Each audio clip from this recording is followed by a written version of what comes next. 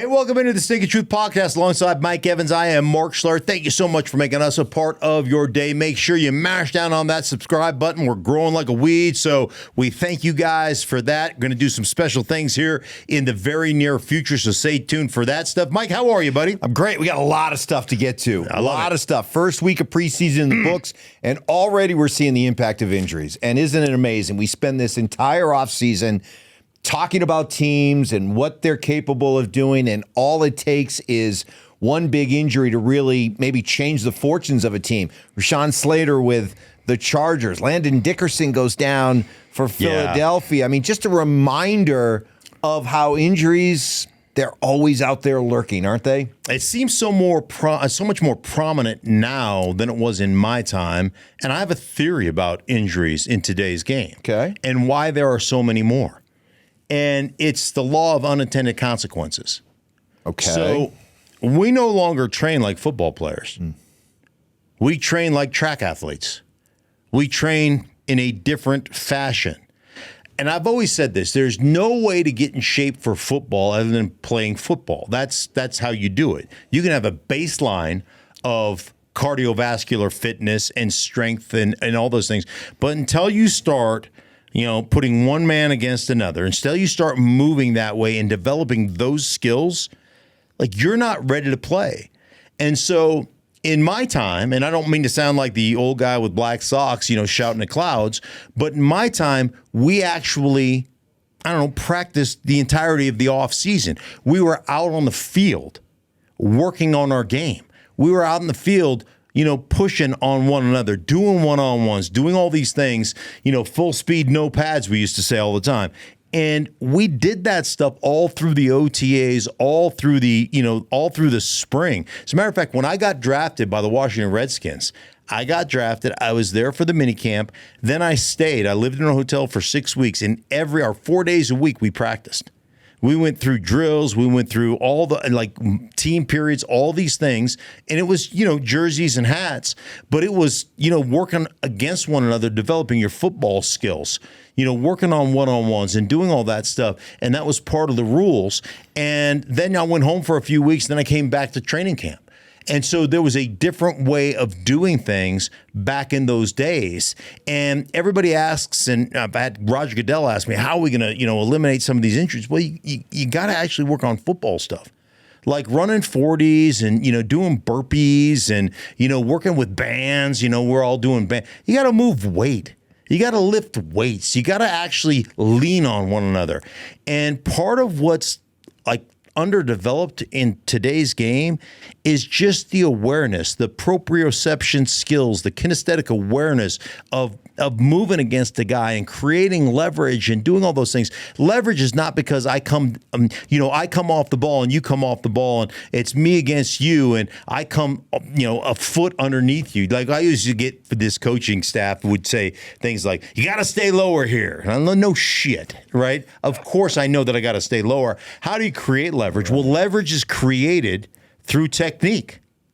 And I always used to, and I still coach it this way, kind of foot over ankle over knee over hip. I don't want my legs all splayed out. I want to produce power-producing angles, right? And then when I get my feet in the ground and my hands work in unison with my hips, my hands trigger my hips. When I get that, we're going to come off and hit each other's heads. But if I can get underneath you and take you through the roof of the stadium, now all of a sudden, you know what I've done? I'm not only going to get you going upward, right? Your momentum, your inertia is not going forward anymore. It's going up through the roof. Well, if I get you up through the roof, now I can move you back. And so that's how you create leverage. How do we work on that? You can't work on that by doing burpees in the weight room or running up backs or whatever it is you guys do with your little bands and balancing on balls. You can't get that through balancing on balls. No. Oh, look I'm on a Bosa ball. Woo, look how athletic I am. Watch me do curls on a Bosa ball. You don't get that through that. You get that through leaning on somebody else and using that back and forth leverage that's created. So I personally believe the lack of football activities has led to a significant increase in injuries over the course of the last few years. Well, we did see some action this week and some things that stood out. Joe Burrow, man, already looks like he's in midseason form. He looks like a man on a mission, Stink, but ultimately, will it matter how brilliant this guy is? We're wasting the best quarterback in the NFL in his generation right now. We're wasting him because he plays for the Bengals. Like, this guy is Superman. And week one of the preseason, I think he was 9 for 10, had 130, 40 yards, whatever it was. Joe Burrow is 100% all balls, and he is being wasted in Cincinnati. He is being absolutely wasted. This is the best quarterback in the National Football League, bar none. And he is... How's he being wasted? Because the way you operate as a football team, you don't have a defense. You don't sign your guys. You have animosity on that side of the ball. You ask Joe Burrow to go win games for you and put butts in the seats, but you don't take any of the pressure off of Joe Burrow. You don't prop him up in any way, shape, or form. You signed Jamar Chase and T. Higgins. Yeah, whoop-de-doo, Basil. Meanwhile, he'll take 8 sacks a game and just get the shit beat out of him.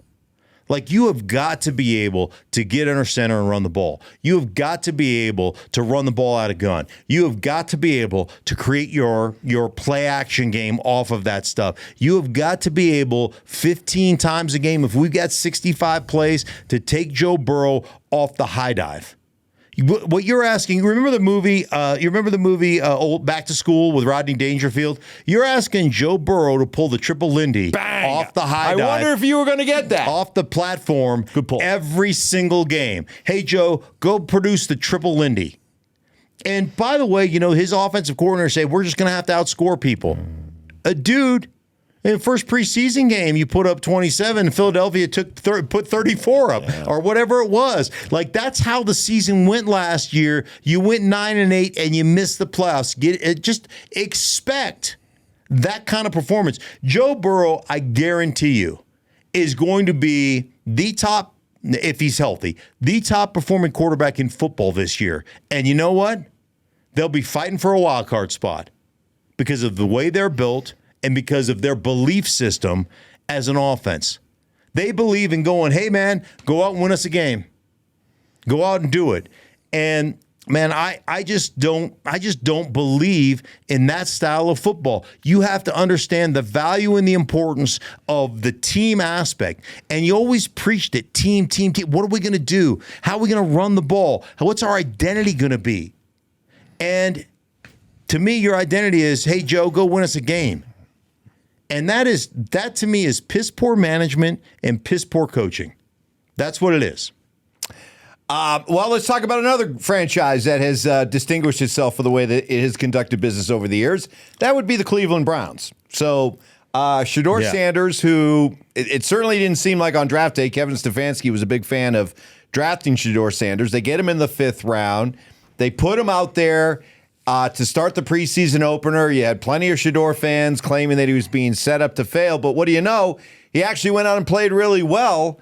What did you make of his performance? How much stock do you put in what he did? And does it change the way that Shedeur needs to be viewed? Maybe even as a potential starter in Cleveland this year?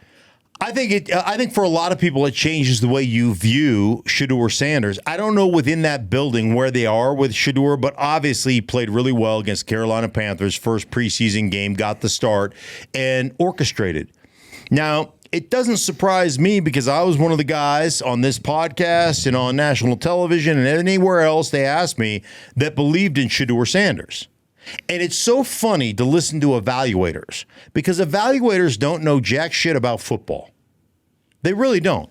They evaluate speed. They evaluate athleticism. They evaluate arm talent. They evaluate all things that truly don't matter. The quarterback position is being able to manipulate the pocket, being able to throw it from the pocket, being on time and accurate, and being able to read a defense and throw it where they ain't. It's that simple. Throw it where they ain't. Who do we put in conflict?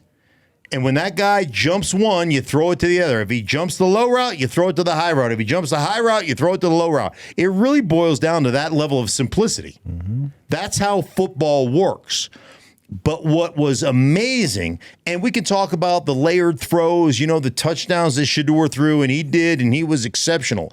But what was the most exceptional to me was his ability to manipulate the pocket, his ability to be under duress, to slide to the right or slide to the left, to stay within the pocket, and to throw it on time and deliver a strike.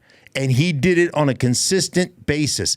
And I told you guys coming out that Shedeur Sanders had a skill set that favors those type of quarterbacks. That he has a skill set that in this league creates production. Like I've said this a million times before, Tom Brady scrambled better than any quarterback that I've ever seen, and he never left the pocket. And that to me is what you are required to do to win at this level. And he did it exceptionally well. So now he hasn't moved up the depth chart, and that's created a lot of controversy in the media world because we want what we want, right? We want the coaches to acknowledge Shedeur Sanders played really well. He should move up to third string. He should move up to second string based on one preseason game. And I think Cleveland is playing it the way they want to play it. Listen, man, we saw what he did. He played really well. We're not adjusting our depth chart because you want us to.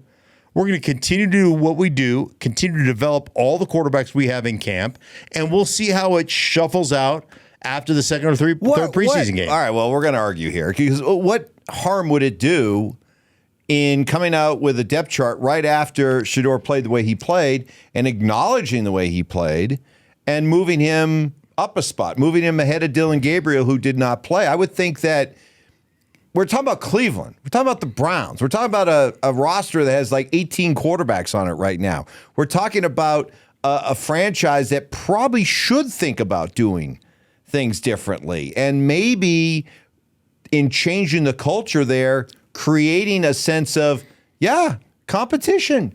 Nobody's jobs are etched in stone. You're going to have to earn what you earn. And if you go out and play well, you're going to be rewarded. And if you don't play, whether because of injury or whatever, okay, you're going to be put on notice. What's wrong with that? I know it's a stupid depth chart, but it's Cleveland. And I think if ever there's a franchise that maybe needs to send a different message, it's the Cleveland Browns. Well, I think there's a couple things. What good would it do? Because if you do that, you know what you're going to have to do? Answer a bunch of questions about it, right? You're going to answer the questions regardless. You're going to answer like depth chart. Hey, man, depth chart to us as coaches doesn't really matter. Like inside that building, when they watched that film together as a team, you think they were praising Shedeur? You think they were going through things? You don't think that ultimately that he has essentially usurped Dillon Gabriel because Dillon Gabriel's been out? Like ultimately they're learning things about Shedeur Sanders. Here's the other thing that I would ask you, like Kenny Pickett was a former first rounder. Are you going to keep 4 quarterbacks on your roster? What are you going to do in that regard? And does Kenny Pickett have any value at all? Does he become a tradable asset? Like I don't know the answer to that question, but ultimately, like if you name Shedeur Sanders as, hey, he's moved up the depth charts. He's gone to number 3 or number 2. You know what you're going to have to do? You're going to have to set him in front of the media. By keeping him where he's at, you don't have to make him available to the media to do a press conference. You can just keep him where he's at. Inside the walls of that building, I guarantee you the players know. And one thing I love about the NFL, it's not like the media business. It's not like any other business. It truly is a meritocracy. If you can play, you know what happens? You get elevated eventually. If you can play, you're going to be the guy that's asked to play. And so I think you look at this thing, if you're the Cleveland Browns right now, like, all right, like he's proving himself. He's proven capable from the neck up. He's shown unbelievable skills from in the pocket. He's shown accuracy. He's shown touch on the football. He's got plenty of arm strength to get it done. And you know what? For us as a franchise, we're starting with Joe Flacco. But Joe Flacco at 40 years old knows where he stands. Hey, man, if we're losing and we're not very good, Joe, you're just holding the seat right now.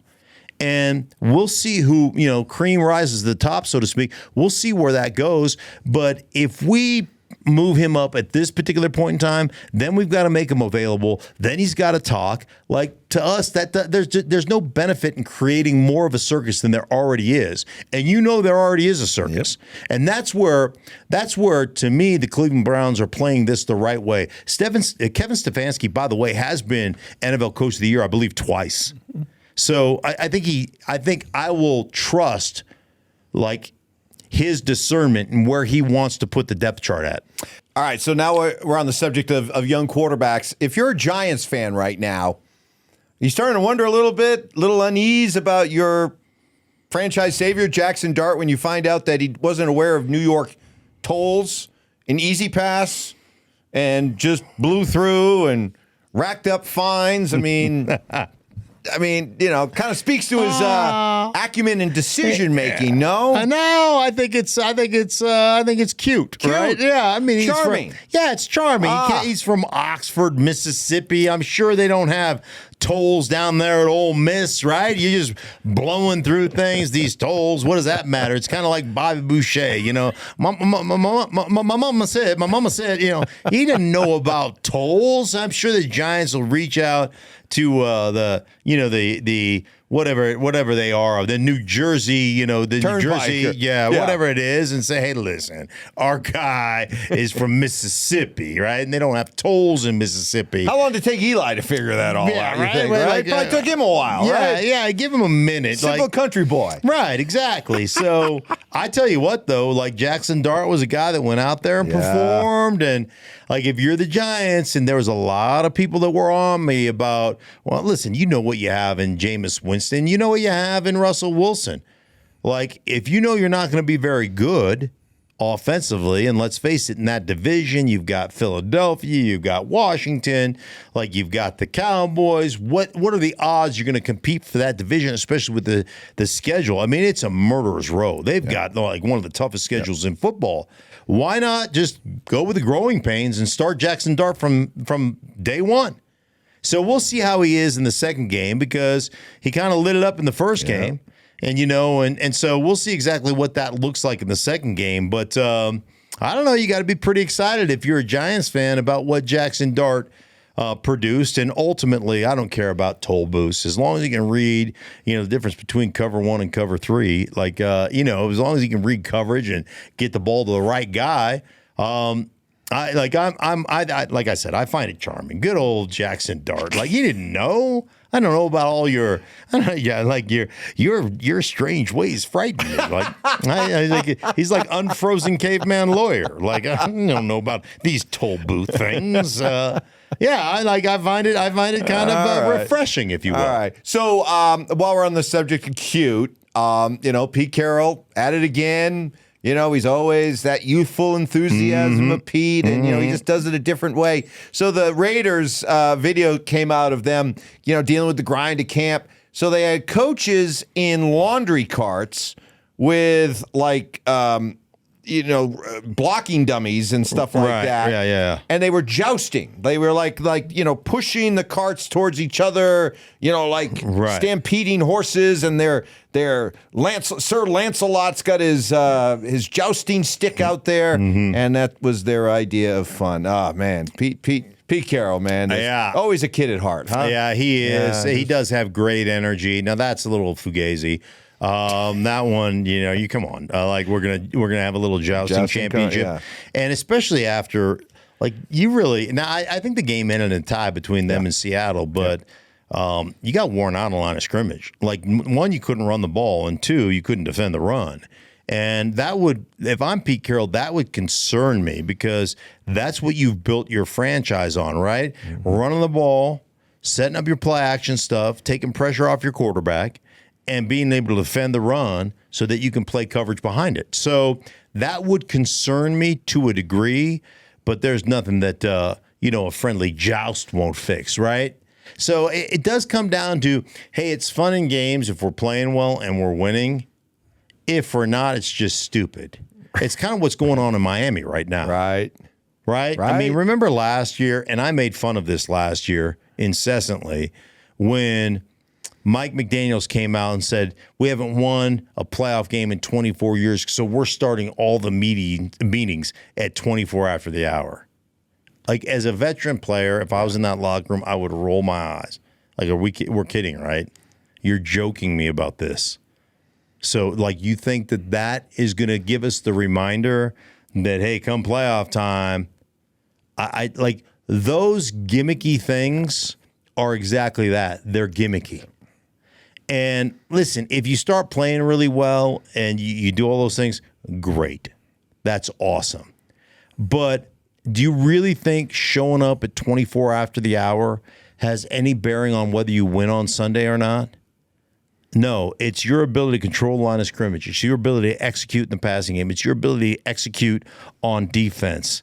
Like, that's what sets the tempo. When I was in Washington, the year we won the Super Bowl in 1991, Joe Gibbs had this brilliant idea of Saturday being at home with your family and coming in Saturday evening to do a walkthrough and then going to the hotel on home games. So it worked out great when we started showing up at 5 o'clock in the afternoon, right? We'd go through our walkthrough, we'd do all our corrections, right? And then we would drive over to the hotel for meetings. And that was great. Until about the end of October, when daylight savings came around and we're standing out on the football field, it's pitch black, and we didn't have lights. So they had to bring in these little stanchion lights, and the generators, these gas generators, there's about 3 lights out there. You can't see 4 feet in front of your face, right? But we never changed it because that was the reason. That wasn't the reason. Right. The reason we were winning is because we were lining up and whipping your ass on the line of scrimmage. We were lining up and running the ball. We were lining up and throwing it with our 3 wide receivers over the heads of the defense. It had nothing to do with showing up at 6 o'clock at night, right? But we stayed on that path, and I'm telling you, there was one trip we made to the West Coast to play the Rams that year, and we ended up doing all that walkthrough stuff, right? And then getting on the plane, having our meeting, getting on the plane, and we flew cross country. Well, we had 150, 200 mile an hour headwinds. So to get from Washington, D.C. to L.A. took us almost 7 hours. We land there, right? We get to the hotel, and Joe still wants to meet.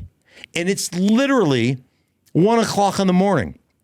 And we got a 1 o'clock game the next day, and we're meeting. Everybody's like falling asleep. You're grabbing a sandwich on your way to your room. We do the whole thing. We go and we whip the Rams' ass anyhow. But the bottom line is, like, you can't be serious about the gimmicks. The gimmicks aren't what wins you. With the Raiders or with Miami or even me back in the day, it was that we lined up and whipped your ass. That's what was winning. It had nothing to do with the meeting time on Saturday. It's ridiculous stuff. All right, we'll kind of transition because this last story is a serious story.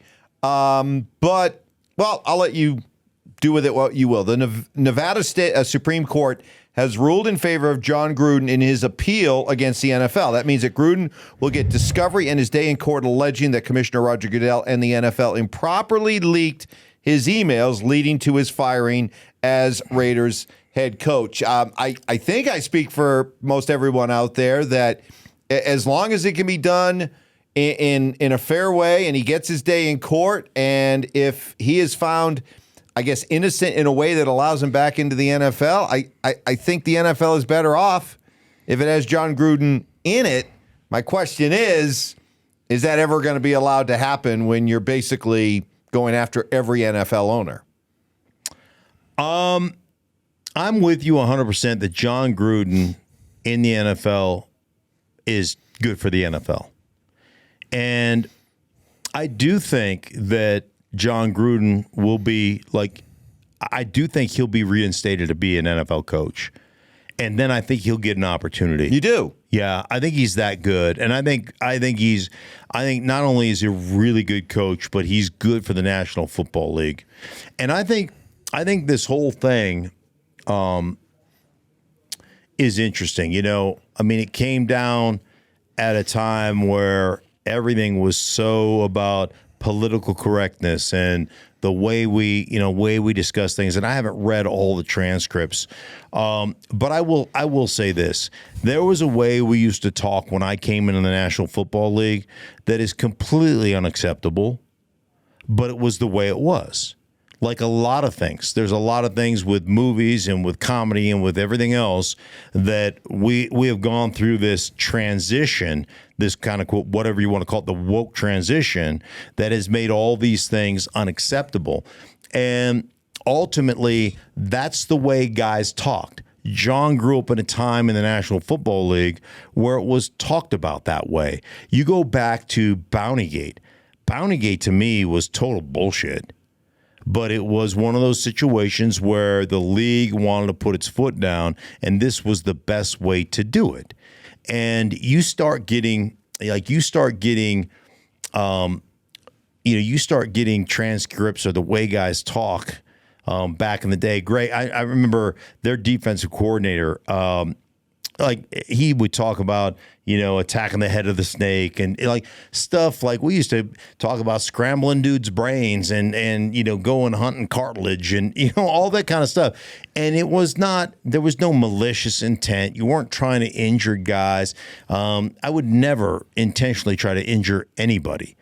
Lord knows I've been through enough myself that I would never do that. But it was the way you talked. It was the language that was used. And ultimately for Jon Gruden, I hope he gets an opportunity because he's a really good coach and he's a great dude. And I think his players play hard for him. So I just think you were caught up in a situation where you spoke the way you spoke and you had a lot of emails that were probably in today's world considered inappropriate. And I hope we recognize that there was no malicious intent. And I'm sure Jon has cleaned up the way he would email and the way he would talk to his players in that regard. But I hope he does. I sincerely hope he gets an opportunity because I think the league is a better place with Jon Gruden in it. Well, looks like he's going to get his day in court. So yeah. So I love it. I hope he does, and I hope he's back, and we'll try to get him on the podcast. All right. I'll reach out. Yeah, we're supposed to. Jon and I have been texting back and forth about talking football. He loves football. He does love football. He does love to talk about football. Yes. And he'll tell me I'm a dinosaur. Yeah. The way I do things is and I think he likes it. I think he likes it. Okay. Hey, listen, for everybody involved. Sign me up. Yes, for everybody involved in the Stinkin' Truth podcast, we appreciate you guys so much for making us a part of your day. We'll be back with you guys later on in the week. Make sure you subscribe. Make sure you share with all your friends and family. We appreciate you, and we'll be back with you guys a bit later.